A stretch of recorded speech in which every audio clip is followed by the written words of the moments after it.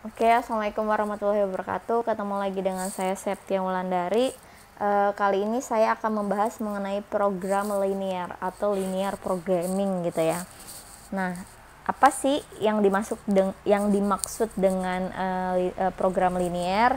Jadi program linear atau linear programming itu adalah teknik pengambilan keputusan gitu ya. Jadi udah jelas dia adalah teknik untuk pengambilan keputusan dalam suatu permasalahan. Jadi yang jelas kita punya masalah, terus gimana cara mengambil keputusannya dengan pengalokasian sumber daya yang optimal. Jadi tujuannya kita ingin mengatasi masalah tapi secara optimal gitu kan. Bagaimana caranya? Itu adalah linear programming. Nah, prinsip dari program linear ini adalah keputusan utama yang dihadapi oleh suatu perusahaan untuk mencapai suatu tujuan. Tujuannya yang seperti apa? Yang dibatasi oleh suatu lingkungan operasi. Nah, pembatasannya itu misalnya meliputi apa saja? Misalnya meliputi sumber daya, atau misalnya waktu, atau tenaga kerja, energi, bahan baku gitu ya, uang, atau apapun itu yang bisa mencapai tujuan yang secara optimal gitu ya, gitu. Nah, tujuan dari linear programming ini, tujuan dari perusahaan adalah biasanya memaksimalkan laba. Jadi kan kalau tujuan dari suatu perusahaan pasti ingin menaikkan omset gitu ya, atau memaksimalkan laba yang dia peroleh, atau menekan biaya yang dikeluarkan dalam suatu produksi, atau istilahnya adalah meminimumkan biaya gitu ya, gitu. Jadi itu adalah pengertian, prinsip, dan tujuan dari program linear. Kemudian ada 3 tahap dalam program linear. Yang pertama adalah masalah harus dapat diidentifikasikan. Maksudnya apa sih? Masalah harus dapat diidentifikasikan, maksudnya adalah jadi masalah itu harus dapat diidentifikasikan sebagai sesuatu yang dapat diselesaikan dengan program linear. Jadi ada masalah itu kira-kira bisa nggak diselesaikan dengan program linear. Kalau bisa diselesaikan dengan program linear, maka masalah tersebut dapat dipakai untuk diselesaikan menggunakan program linear gitu ya. Yang kedua adalah masalah harus dapat dimodelkan ke dalam bentuk matematika gitu, sehingga kalau masalah itu sudah dapat kita modelkan sebagai model matematika, maka nanti masalah itu dapat dengan terstruktur jelas gitu. Jadi misalnya nanti contohnya di terakhir gitu ya, ada masalah seperti apa, kita modelkan matematikanya seperti apa. Kalau sudah dapat model matematikanya, baru bisa kita dapat selesaikan, entah itu menggunakan grafik, entah itu menggunakan tabel, atau lain sebagainya gitu.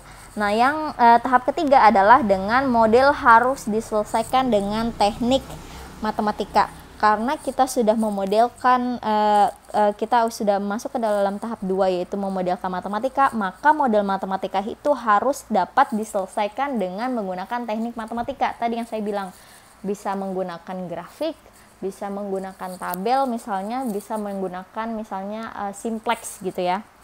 Itu adalah tahap program linear gitu. Selanjutnya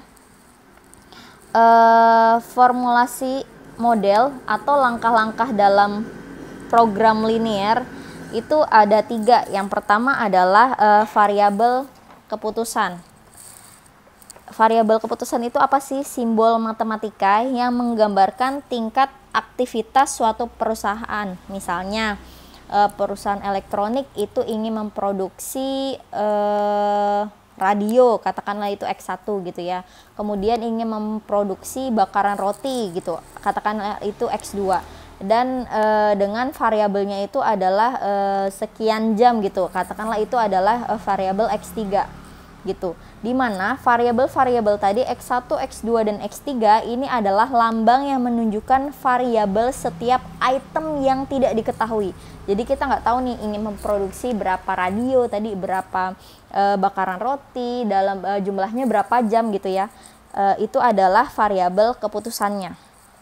Nah, nilai akhir dari X1, X2, dan X3 tadi itu adalah sesuai pengarahan dari perusahaannya yang merupakan suatu keputusan. Misalnya X1, misalnya tadi X1 kan radio ya, misalnya X1 adalah radio, itu merupakan keputusan perusahaan untuk memproduksi suatu radio. Jadi X1-nya misalnya 10 radio, perusahaan itu ingin memproduksi 10 radio, berarti 10 radio itu merupakan keputusan dari perusahaan itu untuk memproduksi 10 radio, seperti itu.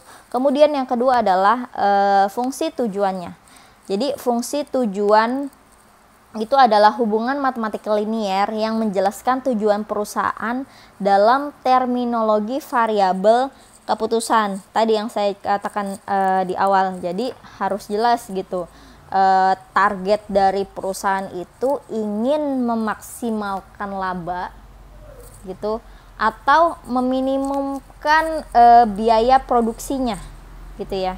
Jadi bisa ingin memaksimalkan keuntungan yang dia peroleh, atau meminimumkan atau menekan biaya produksi, misalnya tadi memproduksi radio gitu. Nah, yang ketiga langkahnya adalah batasan model merupakan hubungan linier dari variabel-variabel keputusan. Misalnya batasan-batasan menunjukkan itu adalah menunjukkan keterbatasan perusahaan karena lingkungan operasi perusahaannya. Misalnya batasan-batasan itu berupa sumber daya manusianya gitu, atau misalnya tenaga kerjanya. Misalnya contoh, hanya 40 jam tenaga kerja tersedia gitu untuk membuat suatu radio dalam proses produksinya gitu. Jadi batasan itu adalah suatu parameter dalam menentukan batasan modelnya gitu ya. Jadi itu adalah langkah-langkah dalam program liniernya. Nah, ini contoh. Jadi nanti misalnya ada suatu masalahnya itu seperti apa, biasanya kita memodelkan ke dalam bentuk tabel.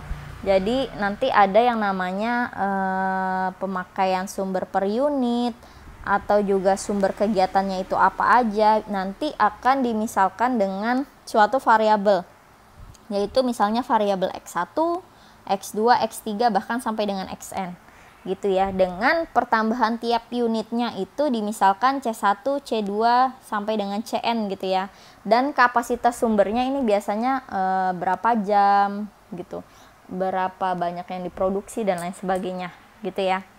Ini hanya contoh saja. Kemudian kalau ada tabel seperti ini, nah model matematikanya gimana? Jadi kan tadi tujuannya kita itu untuk apa? Tujuannya kita misalkan ingin memaksimumkan laba, maka fungsi tujuannya adalah tinggal Z, biasanya kita misalkan dengan huruf Z. Z sama dengan tadi ini C1 gini ya, misalkan ini C1 dikali X1 ditambah C2 kali X2 ditambah C3 kali X3 ditambah sampai dengan Cn Xn, ini adalah fungsi tujuannya. Jadi fungsi tujuannya adalah ingin memaksimalkan, biasanya kita simbolkan dengan sama dengan gitu ya gitu. Nah, dengan batasan-batasan apa? Batasan-batasannya adalah misalnya A11X11 sampai dengan A1NXN, itu biasanya nanti batasannya itu seperti pertidaksamaan, bisa lebih kecil dari, bisa lebih besar dari gitu ya, atau bisa lebih kecil sama dengan atau lebih besar sama dengan gitu ya, tergantung nanti di soalnya seperti apa. Dan pasti nanti kan dia ada variabel-variabelnya, tadi ada X1, X2 sampai dengan Xn misalnya gitu. Nah, X1, X2 sampai dengan Xn-nya itu dia batasnya harus lebih besar daripada 0 gitu ya. Jadi nanti agar memudahkan kita untuk membuat suatu grafiknya untuk memutuskan persoalan itu dapat memperoleh misalnya laba yang maksimum gitu. Nah, langsung aja. Model metode untuk menyelesaikan program linear ini ada dua cara. Yang pertama itu pakai cara grafik. Grafik ini terbatas, hanya bisa menggunakan dua variabel gitu ya. Nah, Kalau variabelnya itu tadi banyak X1, X2 sampai dengan Xn, maka kalian bisa menggunakan metode yang namanya metode simplex. Tapi kalau variabelnya hanya 2, X1 dan X2, kalian cukup menggunakan dengan grafik gitu ya. Nah, ini coba kita langsung masuk aja ke dalam contoh cara penggunaan program linear dengan metode grafik. Berarti kan 2 variabel ya. Coba kita lihat contoh soalnya. Suatu perusahaan menghasilkan 2 produk, yaitu meja dan kursi gitu ya. Jelas ya, meja dan kursi. Ada 2 produk, makanya di sini ada meja dan kursi. Katakanlah meja itu sebagai X1 gitu ya. Nah, kursi itu adalah X2 gitu. Sorry. Meja itu adalah X1 gitu ya. Kursi itu katakanlah itu adalah X2. Gitu. Nah, kemudian yang diproses menjadi 2 bagian, yaitu perakitan dan pemolesan. Makanya di sini ada perakitan, dan di sini ada pemolesan gitu ya.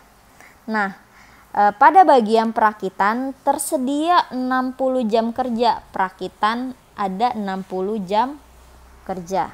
Sedangkan pada bagian pemolesan hanya 48 jam kerja. Berarti pemolesan ada 48 jam.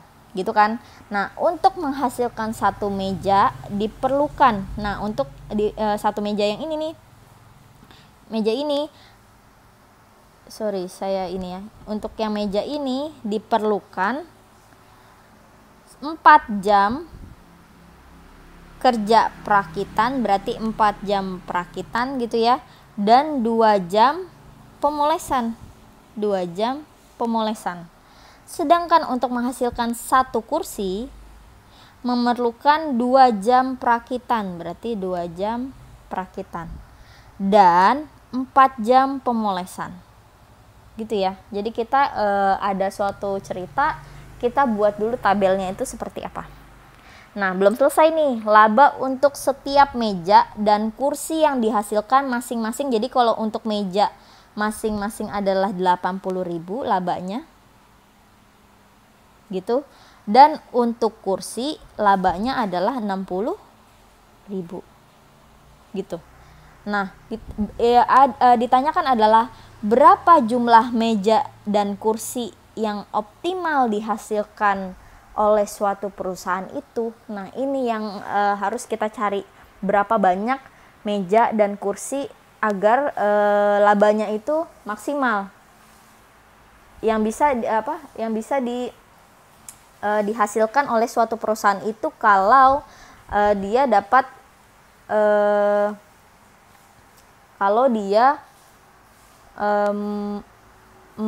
merakit gitu ya, atau memproduksi meja dan kursi dengan waktu dan total jamnya seperti di dalam tabel ini misalnya gitu. Nah, setelah kita buat tabel, maka kita buat yang namanya pemodelan matematikanya. Jadi kalau ada soal cerita lalu kita buat tabel, nah setelah kita buat tabel maka kita buat pemodelan matematikanya.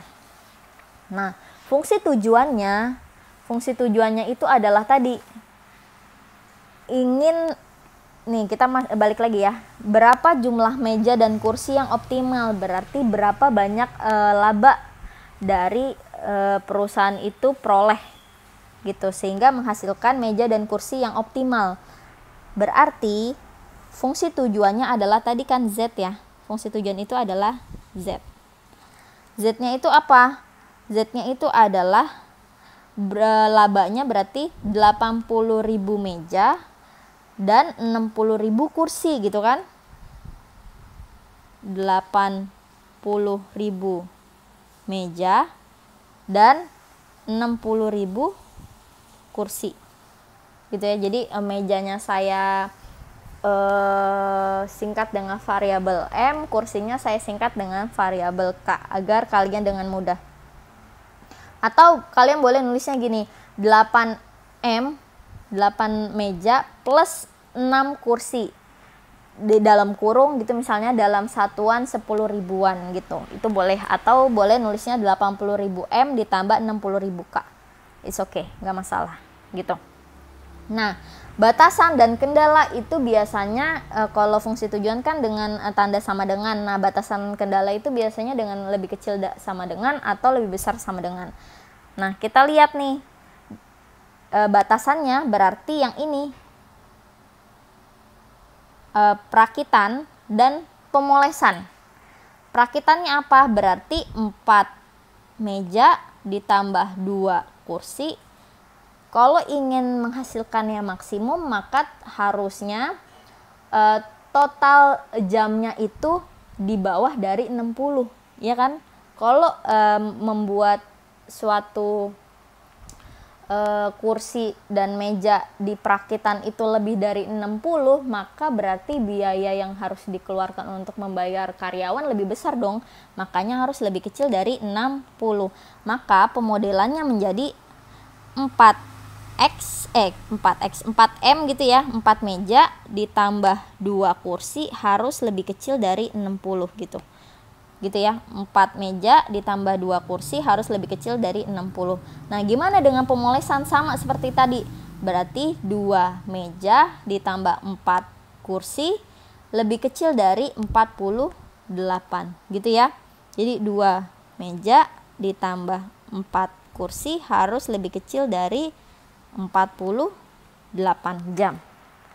Nah, gimana untuk variabel M dan variabel K? Itu harus lebih besar dari 0 dan K-nya juga harus lebih besar dari 0 gitu. Itu adalah batasan atau kendalanya agar kita dapat menggambarkan grafiknya gitu ya. Fungsi tujuannya tadi kita udah jelas, ingin memaksimalkan laba, yaitu 80.000 M ditambah 60.000 K. Selanjutnya, nah ini bisa kita selesaikan dengan yang namanya model grafik. Berarti ada tadi yang namanya variabel M gitu ya, ada yang namanya variabel K. Katakanlah yang horizontal itu adalah punyanya M, variabel M, yang vertikal adalah punyanya variabel K gitu ya. Berarti kan kita punya batasan kendalanya tuh yang ini nih. Nah, ini harus kita gambarkan ke dalam grafik. Yang pertama, 4M ditambah 2K kecil dari sama dengan 0. Misalkan gini ya, ditambah 2K kecil dari sama dengan 60. Kok 0 sih, 60 gitu ya. Nah, ini kita harus buat dulu ketika M-nya misalkan 0, maka K-nya berarti sama dengan, kalau M-nya 0 kan berarti 4 kali 0 ditambah 2K harus kecil sama dengan 60 gitu. Berarti K-nya misalkan boleh ya 30 ya. Kan minimum bisa sama dengan kan gitu. Nah, kalau K-nya 0 berarti M-nya berapa?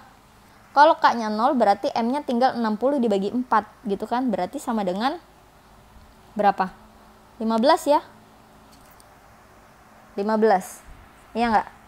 Berarti di sini kita buat, berarti ketika M-nya 0, K-nya 30. Ketika M-nya 0, K-nya adalah 30 gitu ya. Skalanya di sini 30, berarti titiknya di sini. Kemudian ketika K-nya 0, M-nya adalah 15, misalnya 15-nya di sini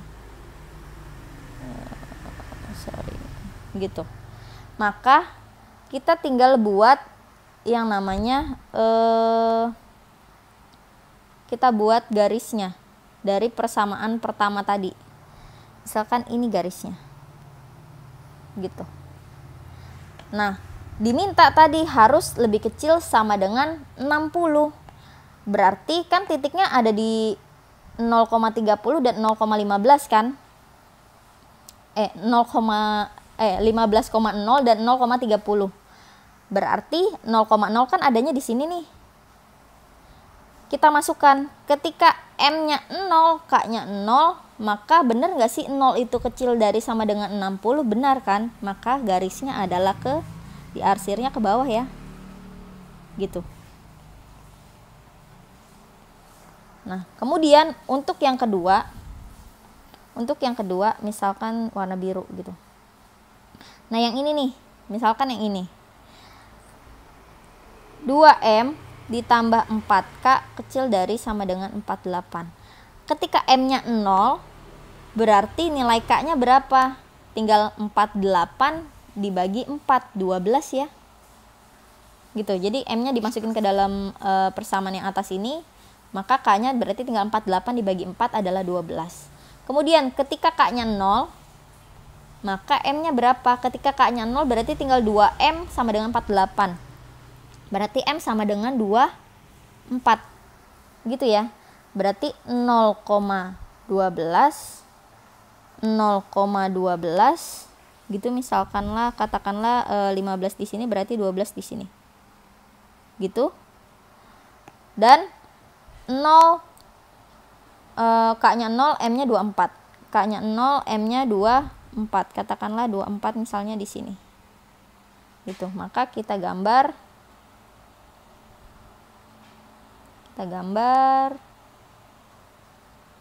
garisnya gitu ya. Oke, misalkan begini. Kemudian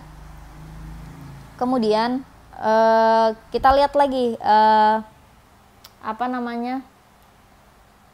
dia adalah lebih kecil sama dengan, tandanya lebih kecil sama dengan, berarti boleh dong 0,0 lagi di sini kita masukkan ke dalam persamaan yang ini, boleh kan? Berarti masukkan 2 kali 0 tambah 4 kali 0, 0 ya. 0 bener nggak sih kecil dari 48? Bener ya. Berarti yang diarsir yang ke bawah.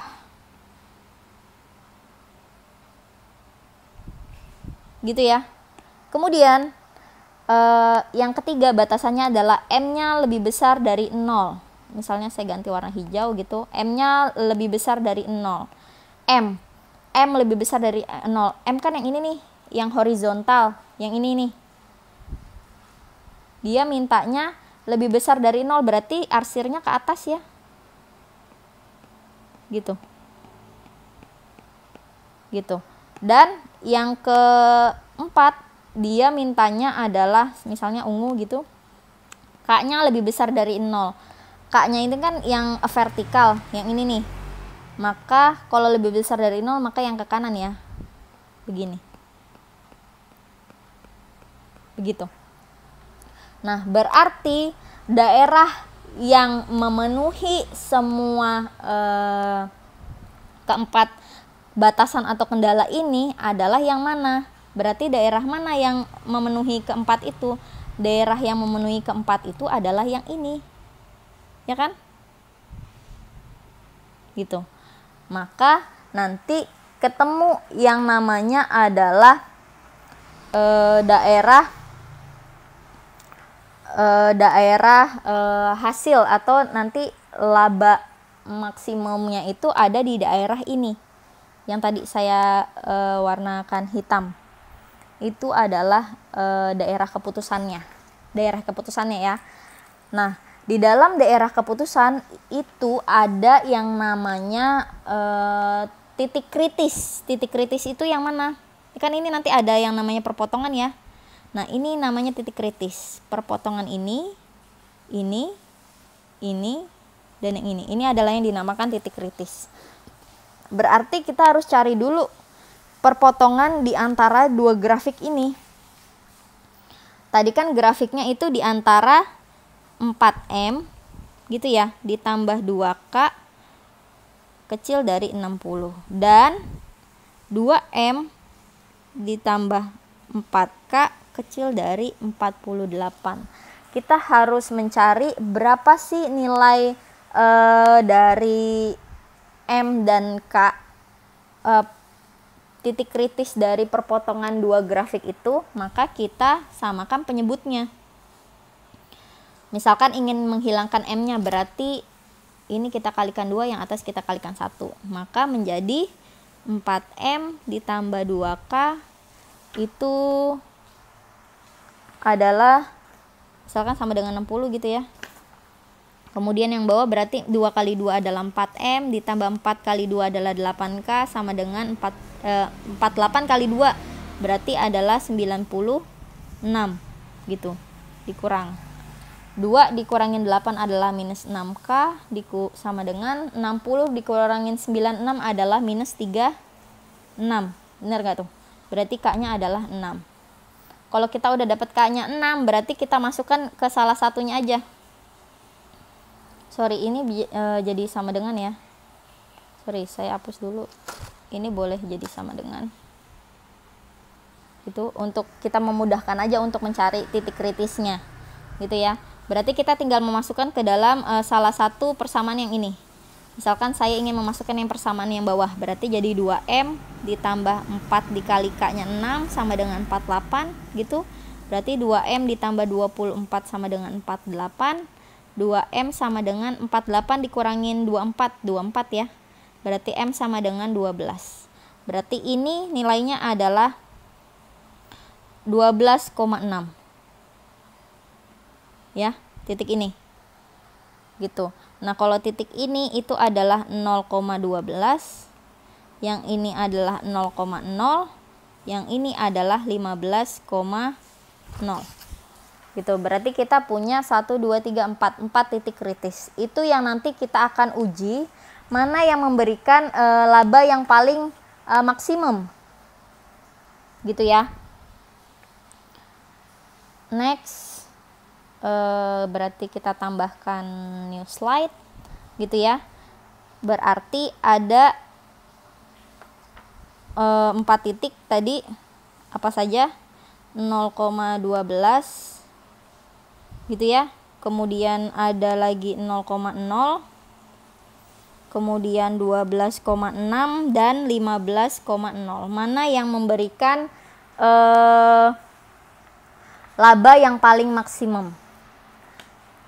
Tadi fungsi tujuannya yang mana? Fungsi tujuannya yang ini. Gitu, kita masukkan ke dalam persamaan fungsi tujuannya. Berarti ketika Z, saya tulis dulu gini, ketika 0,12 maka Z-nya menjadi 80.000 dikali 0 ditambah 60.000 dikali 12. Hasilnya adalah 72.000. Ketika 0,0 berarti labanya adalah 80.000 kali 0 gitu ya. 60.000 kali 0, maka 0. Kemudian ketika 12,6 Z-nya menjadi 80.000 kali 12 ditambah 60.000 kali 6. Hasilnya adalah 132.000. Kemudian 15,0 maka Z-nya menjadi 80.000 dikali 15 ditambah 60.000 kali 0. Maka hasilnya adalah berapa? 120.000. Gitu ya, benar gak? Koreksi saya kalau saya salah. Oke, gitu ya. Maka dari keempat titik kritis tadi 0,12, 0,0, 12,6 dan 15,0, maka laba yang paling besar diuntungkan itu yang mana? Yang ini ya. Yang ini ya, 132.000 ya. Maka berarti banyaknya meja dan kursi yang memberikan laba maksimum adalah ketika mejanya diproduksi 12 buah dan kursinya diproduksi sebanyak 6 buah. Seperti itu. Gitu ya. Maka saya tambahkan lagi new slide gitu. Maka kesimpulannya gitu, laba akan maksimum yaitu 132.000 ketika RP ya, jangan lupa, ketika diproduksi 12 meja dan 6 kursi gitu ya. Jadi yang memberikan laba yang maksimum adalah ketika ini. Saya kasih warna oranye misalnya. Yang ini ya. Ini yang memberikan laba maksimum, yaitu ketika diproduksi 12 meja dan 6 kursi, seperti itu. Jelas ya? Jadi kalian yang pertama harus membuat dulu tabelnya. Jadi ada permasalahan, kalian harus buat dulu tabelnya, kemudian kalian harus buat pemodelan matematikanya, kemudian kalian buat pemodelan matematika itu kalian menentukan fungsi tujuannya dan kalian menentukan batasan-batasannya, kemudian kalian menyelesaikan dengan menggunakan metode grafik jika itu adalah dua variabel, gitu ya. Seperti itu. Nah, tadi ini nih, tadi kan extreme point atau titik ekstrim, itu adalah titik-titik sudut daerah kelayakan. Jadi bisa jadi hasilnya itu ada di titik ekstrim tadi, perpotongan antara dua grafik tadi atau mungkin yang lain gitu.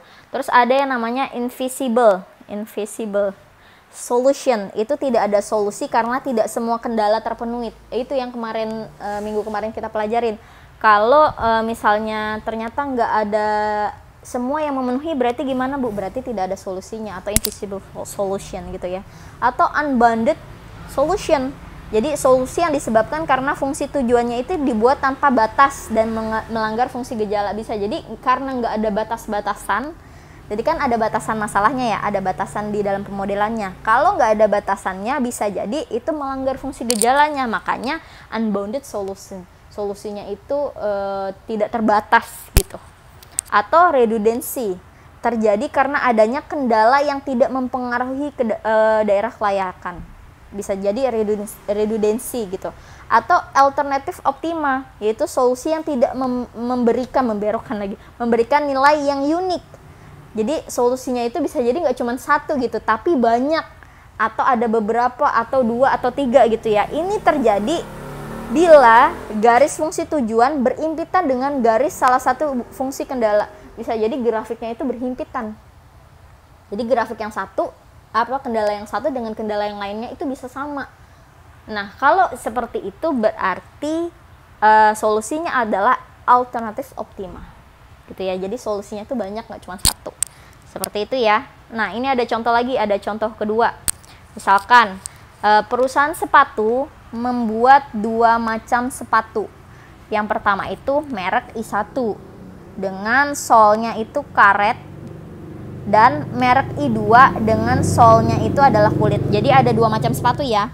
I1, sorry saya ganti biar gampang gitu. I1 dan I2. Itu yang harus kalian garis bawahi. Dan 3 macam mesin. Jadi dia punya 3 macam mesin. Mesin 1, mesin 2, dan mesin 3 gitu. Mesin 1 dia sol karet, mesin 2 itu adalah sol kulit, dan mesin 3 adalah bagian atas sepatunya. Jadi kalau kalian mau buat yang namanya tabel, berarti kalian harus buat dulu main dari tabelnya itu. Tadi kan ada I1, ada I2 gitu ya, ada I1, ada I2, terus ada merek I1, ada merek I2, itu kita misalkan dengan X1 dan X2. Dan ada yang tadi namanya mesin 1, mesin 2, dan mesin 3 itu ya, tadi yang sol, terus yang kulit, ada yang bagian atas gitu ya. Saya tulisnya 1, 2, 3 aja. Gitu. Nah, langsung kita masukkan ke dalam tabel. Misalkan setiap lusin sepatu merek I1, kita masuk dulu ke yang I1 nih. Mula-mula dikerjakan mesin I1 itu selama 2 jam. Jadi di I1 mesin satunya itu 2 jam. Gitu ya. Gitu ya.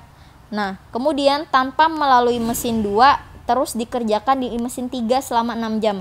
Jadi mesin 2-nya itu enggak dikerjakan apa-apa, dan di mesin 3-nya itu sebanyak 6 jam. Gitu. Kemudian gitu ya. Kemudian sedangkan untuk sepatu merek I2 itu tidak diproses di mesin 1. Jadi di I2 itu mesin satunya dia nggak berpengaruh apa-apa. Nah, kemudian tetapi pertama kali dikerjakan di mesin 2, dia langsung masuk ke dalam mesin 2 selama 3 jam. Mesin 2-nya selama 3 jam gitu. Kemudian di mesin 3 selama 5 jam. Mesin 3 itu selama 5 jam gitu ya. Nah, jam kerja maksimal setiap hari mesin 1 adalah 8 jam. Mesin satunya itu adalah 8 jam. Mesin 1 8 jam, kemudian mesin 2 adalah 15 jam, gitu ya. gitu, dan mesin 3 adalah sebanyak 30 jam gitu. Kemudian sumbangkan terhadap laba lusin sepatu merek I1 adalah 30.000. I1-nya itu adalah 30.000 gitu. Sedangkan I2-nya adalah 50.000 gitu. Yang ditanyakan adalah, masalahnya adalah menentukan berapa lusin sebaiknya sepatu merek I1 dan I2 yang dibuat agar memaksimumkan laba gitu ya. Pasti gitu, kalau nggak memaksimumkan laba, meminimumkan biaya gitu kan.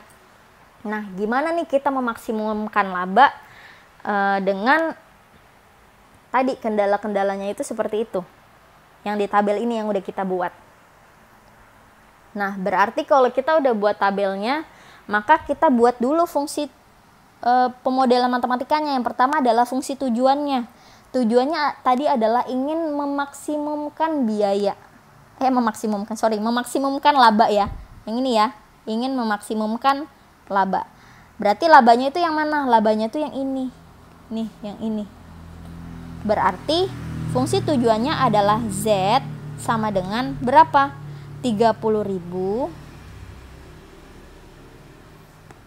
I1 gitu ya, atau X1, saya nulisnya X1 aja biar gampang gitu, ditambah 50.000 I2 atau X2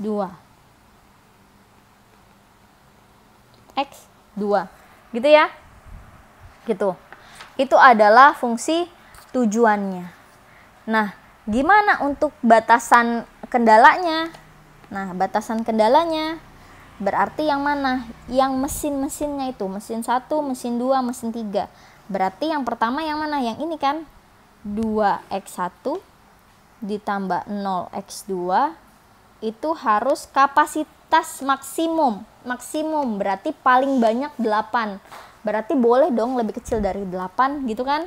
Berarti harusnya lebih kecil dari gitu ya. Berarti 2X1 ditambah 0X2, nggak usah saya tulis ya, 0X2 nya berarti langsung lebih kecil dari sama dengan 8 gitu. Kemudian yang mesin 2 berarti 0X1 ditambah 3X2 harus lebih kecil dari 15 gitu ya. Berarti 3X2 harus lebih kecil dari 15. Kemudian yang terakhir di mesin yang ketiga yaitu 6X1 tambah 5X2 harus lebih kecil sama dengan 30 gitu. Berapa tadi? 6X1 ditambah 5X2 itu harus lebih kecil dari sama dengan 30. Nah, terus untuk X1, X2 nya gimana? X1 dan X2 nya itu pasti lebih besar dari 0 gitu, itu udah pasti gitu ya. Nah, kalau kita sudah memodelkan matematikanya, kita sudah tahu fungsi tujuannya, kita sudah tahu batasan atau kendalanya, maka kita boleh langsung masuk ke dalam grafiknya. Jadi tadi ada yang namanya X1, ada yang namanya X2 gitu kan ya. Nah, yang pertama 2X1 nih, yang ini nih, 2X1 kecil dari 8, maka X1 nya itu adalah 4 ya. Berarti dia adanya di sini, misalnya di sini 4. Sini 4. Berarti grafiknya adalah seperti ini. Gitu. Bener nggak? Koreksi saya kalau saya salah gitu ya. Nah, tapi dia mintanya 2X1 itu harus kecil dari 8. Berarti yang kecil dari 2X1 kecil dari 8, misalnya kalau X1 nya saya masukkan 0 kan ada di sini ya. Nih. Mana sih kok nggak? 0 kan ada di sini. Berarti benar nggak sih 2 kali 0 itu kecil dari 8? 2 kali 0 kan 0. 0 kecil dari 8 nggak bener. Berarti batasannya yang ini, yang diarsir. Gitu ya. Kemudian yang kedua, 3X2 kecil dari 15, maka X2 nya adalah 5 ya, tinggal 15 bagi 3, 5. Berarti misalkan 5 tuh adanya di sini. Saya ganti warna dulu. Misalkan di sini 5. Gitu. Terus saya gambar. 5 tuh adanya di sini. Nah, tapi dia mintanya kecil dari sama dengan gitu ya. 3x2 kecil dari sama dengan 15. Kalau x2-nya 0, berarti 3 kali 0. 0 kecil dari 15 enggak? 0 kan ada di sini nih. Ya kan? Mana? Kecil dari sini, di sini kan? Kalau bener enggak sih 0 itu kecil dari 15? Bener kan? Berarti arsirnya ke bawah. Gitu. Gitu ya. Kemudian 6x1 ditambah 5x2 kecil dari 30. Kita misalkan masukkan x1-nya sama dengan 0. Maka x2-nya berapa? X2-nya tinggal 6 kali x1-nya itu kan 0. 6 kali 0, 0 ditambah 5 kali x2 sama dengan 30 misalnya. Berarti 5x2 sama dengan 30. X2 adalah 30 bagi 5. X2-nya adalah 6. Gitu ya. Terus misalkan x2-nya yang 0, maka x1-nya berapa? X2-nya 0, berarti tinggal 6x1 sama dengan 30. Berarti x1 sama dengan 30 bagi 6 adalah 5. Gitu ya. 0,6 dan 5,0. 0,6 gitu ya. Saya ganti dulu warnanya, misalkan warnanya hijau gitu. 0,6. 6-nya misalnya di sini. Gitu ya. Dan 5,0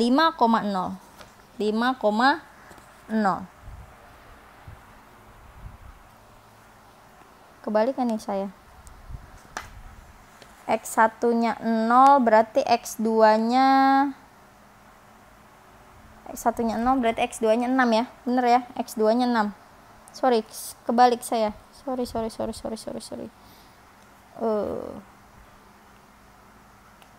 Saya gambar dulu. Sorry ya, ini tadi warnanya apa ya? Warnanya hitam ya. Saya ganti dulu hitam. Gitu ya. Oke. Tadi berapa? 0,6. 0, warna hijau 0,6 berarti 6-nya di sini. Gitu. Dan 5,0. 5-nya di sini misalnya 5,0. Maka kita gambarkan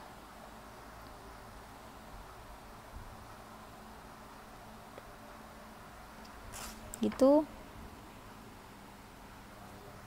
Seperti itu misalkan, dan dia mintanya kecil dari sama dengan 30, berarti arsirnya ke bawah ya. Kita masukkan aja x-nya 0, x1-nya 0, x2-nya 0. Berarti kan daerah ini yang memenuhi. Gitu ya. Kemudian yang terakhir adalah x1-nya lebih besar dari 0. Ini yang ini nih, x1-nya lebih besar dari 0. Berarti misalnya saya pakai warna kuning gitu, x1-nya lebih besar dari 0 kan berarti arsirnya ke atas. Dan x2-nya juga lebih besar dari 0. Misalnya warna biru gitu, x2-nya lebih besar dari 0. Gitu. Berarti daerah yang memenuhi yang mana? Daerah yang memenuhi berarti yang mana? Yang ini kan? Nih. Sorry. Kebanyakan. Yang ini. Berarti titik kritisnya yang mana? Yang ini. Ini. Gitu kan? Ini. Dan yang ini. Gitu ya. Berarti ada 5 titik kritis yang kita peroleh dari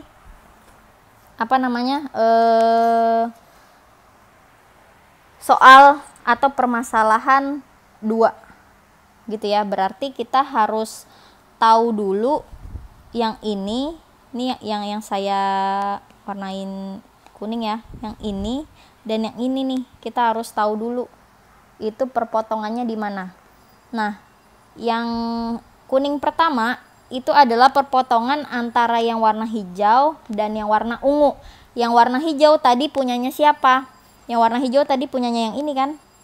Yang ini nih. Iya kan?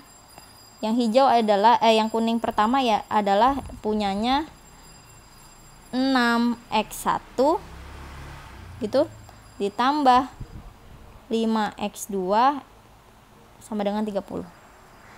Dan yang warna apa? Dan yang warna ungu. Yang warna ungu tadi punyanya siapa? Punyanya yang ini ya, yang ungu tadi, yang ini kan.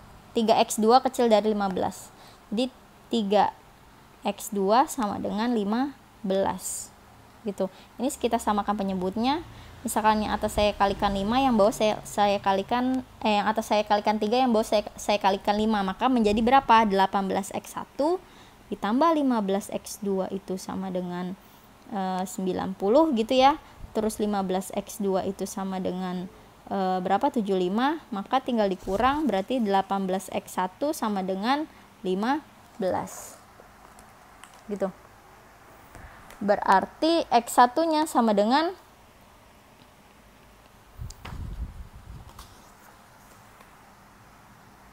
15/18, atau dibagi 3 sama dengan 5/6 gitu ya. Bener gak tuh? Gitu. Oke. Kemudian berarti kita dapat x1 nya 5/6, berarti x2 nya adalah 5 ya. Jadi ini titiknya adalah, saya ganti warna ini, berarti menjadi x1 nya 5/6,5 gitu. Nah, yang ini, yang kuning kedua, titik yang kuning kedua ini, itu adalah perpotongan antara yang warna hijau dan yang warna merah. Tadi yang warna hijau adalah punyanya siapa? Yang warna hijau adalah punyanya 6x1 ditambah 5x2 sama dengan 30 gitu kan. Nah, punyanya yang merah berapa? Yang punyanya merah yang ini. Nih, yang ini. Berarti 2x1 tadi sama dengan 8. Gitu ya. Ini kita samakan penyebut, atasnya saya kalikan, atau atasnya saya kalikan 1, bawahnya saya kalikan 3 gitu. Jadinya 6x1 ditambah 5x2 sama dengan 30. Berarti ini 6x1 sama dengan 24. Gitu ya. Lalu dikurang, berarti 5x2 sama dengan 30 kurangin 4, 6 ya. Berarti x2 adalah 6/5. Maka x1 nya adalah, tinggal kita masukkan ini ya, 2x1 sama dengan 8, berarti x1 nya adalah 4. Berarti ini titiknya adalah 4,6/5 gitu. Berarti ada 5 titik kritis nih. Itu yang pertama adalah 0,0 gitu ya. Terus yang kedua adalah berapa itu? 0,5.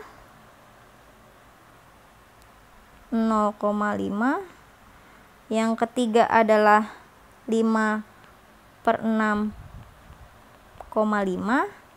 Yang keempat adalah 4,6/5 gitu ya. Dan yang terakhir adalah 4,0 gitu.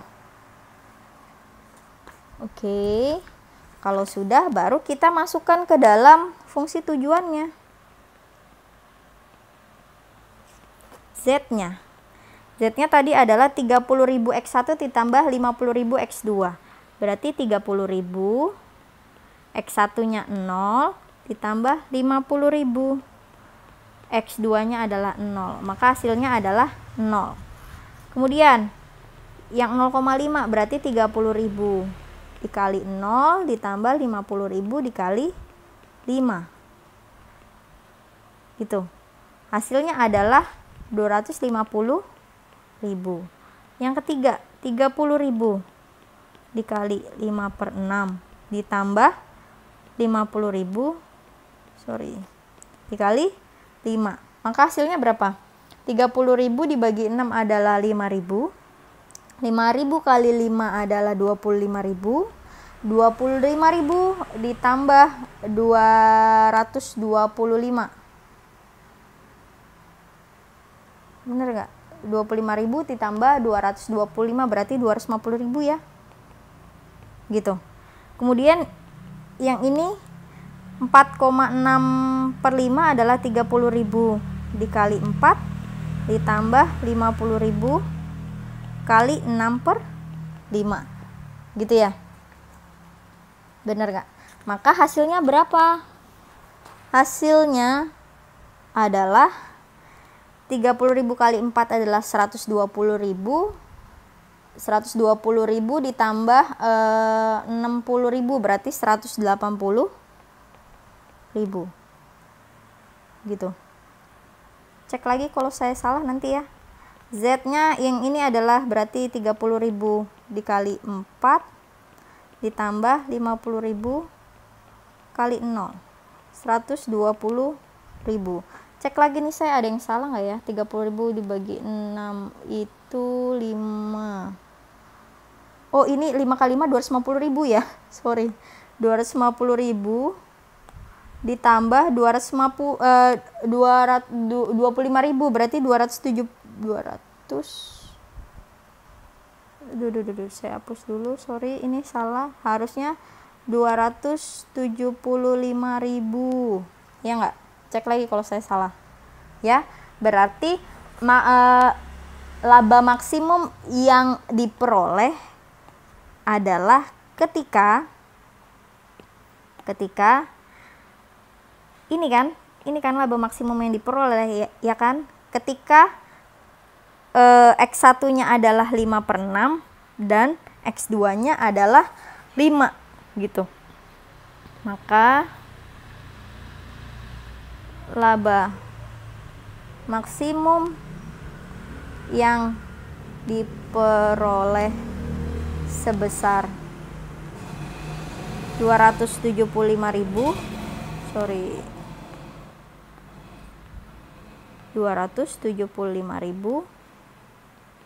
dengan berapa banyak? 5/6 lusin apa tadi ya? 5/6 lusin merek I1 gitu kan ya? I1 atau apa tadi I1 itu? I1 itu adalah dengan sol karet ya. I1 atau sol karet gitu ya. Dan berapa lusin? 5 lusin merek I2 gitu ya. Gitu kan? Tadi dia nanyanya berapa lusin sebaiknya sepatu merek I1 dan merek I2 yang dibuat gitu. Jadi yang dibuat adalah itu akan menghasilkan laba yang maksimum ketika kita membuat 5/6 lusin merek I1 dan 5 lusin merek I2. Atau 5/6 lusin itu tinggal 5/6 dikali 12 gitu ya. Berarti kita buat 10 buah merek I1 dan 12 dikali 5 berarti berapa? 12 dikali 5 berarti 60 ya. Dan 60 buah merek I2. Itu adalah solusi untuk soal kedua. Oke, cukup sekian penjelasan dari saya mengenai